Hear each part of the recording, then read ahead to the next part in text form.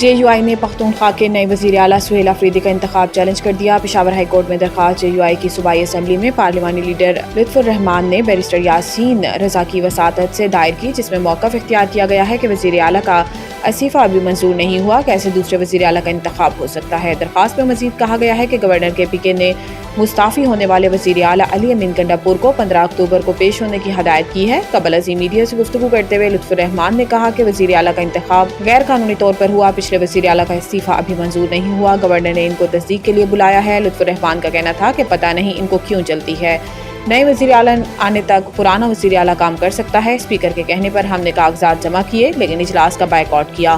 Governor کا خط جب آیا تب ہمیں معلوم ہوا کہ استعفیٰ منظور ہی نہیں ہوا۔ انہوں نے کہا کہ ہم چاہتے ہیں کہ پچھلے وزیر اعلیٰ کا استعفیٰ منظور ہو، پھر ہی نیا وزیر اعظم منتخب ہو۔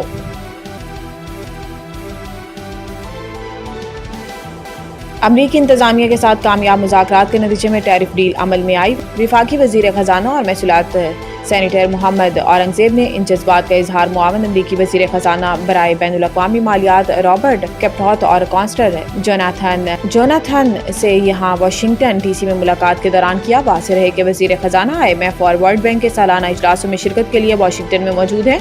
ملاقات کے دوران وزیر خزانہ نے IMF پروگرام کے تحت ملک کی مضبوط اقتصادی بنیادوں پر روشنی ڈالی۔ انہوں نے امریکی محکمہ خزانہ کے حکام کو پاکستان میں ورچوئل اثاثوں کو ریگولیٹ کرنے کی قانون سازی کے بارے میں آگاہ کیا۔ انہوں نے امریکی کمپنیوں کو پاکستان میں تیل و گیس، معدنیات، زراعت اور IT کے شعبوں میں سرمایہ کاری کی دعوت بھی دی۔ ملک بھر میں 18 گھنٹوں کے لیے انٹرنیٹ بند، PTCL نے صارفین کو خبردار کر دیا۔ PTCL کے مطابق مرمتی کام 14 اکتوبر کو صبح 11 بجے شروع ہوگا اور یہ عمل تقریباً 18 گھنٹے تک جاری رہ سکتا ہے۔ کمپنی نے اپنے بیان میں بتایا کہ اس دوران صارفین کو انٹرنیٹ کی رفتار میں کمی اور رابطے میں مشکلات کا سامنا کرنا پڑ سکتا ہے۔ کمپنی نے سماجی رابطے کی ویب سائٹ X پر جاری اپنے پیغام میں کہا کہ مرمتی سرگرمی کے دوران صارفین کو انٹرنیٹ سروس میں کمی کا سامنا ہوگا، جس کے لیے ہم معذرت خواہ ہیں۔ یہ مرمت پاکستان میں انٹرنیٹ کے استحکام سے متعلق جاری مشکلات کا تازہ باب ہے۔ گزشتہ ماہ بھی PTCL نے خبردار کیا تھا کہ سعودی عرب کی سمندری علاقوں میں زیر سمندر کیبل کو نقصان پہنچنے کے باعث انٹرنیٹ سروس متاثر ہو سکتی ہے۔ رواں سال جنوری کے اول میں بھی پاکستان کے انٹرنیٹ ڈھانچے کو اس وقت بڑا دھچکا لگا تھا جب ملک کو جوڑنے والی AAE-1 سب میرین کیبل میں خرابی پیدا ہو گئی تھی، جس سے ملک بھر میں انٹرنیٹ کی رفتار متاثر ہوئی تھی۔ خواہش ہے پاکستان اور بھارت بہترین ہمسایہ بن کر رہیں۔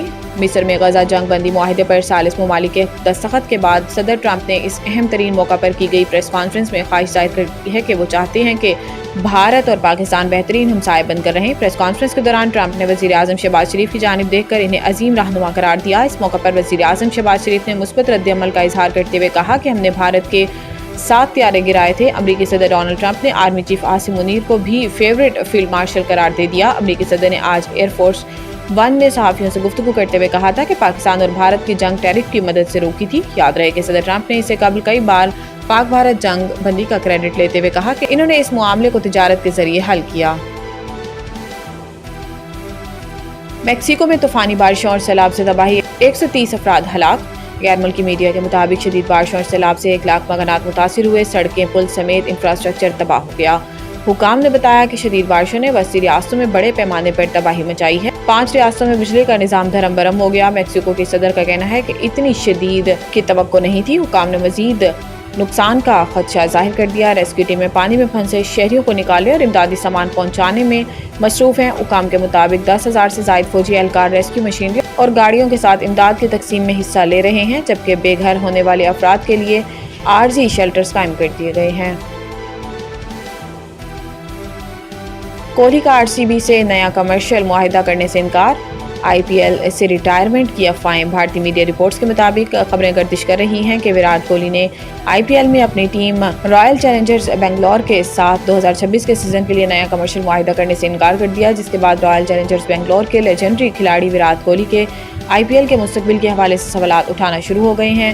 بھارتی میڈیا کے مطابق افواہیں سرگرم ہیں کہ وراٹ کوہلی IPL سے بھی ریٹائرمنٹ کا سوچ رہے ہیں۔ البتہ کوہلی یا رائل چیلنجرز بنگلور کی جانب سے اب تک اس حوالے سے کوئی باضابطہ بیان سامنے نہیں آیا، تاہم متحد سوشل میڈیا پر وراٹ کوہلی کا شکریہ ادا کرتے نظر آ رہے ہیں کہ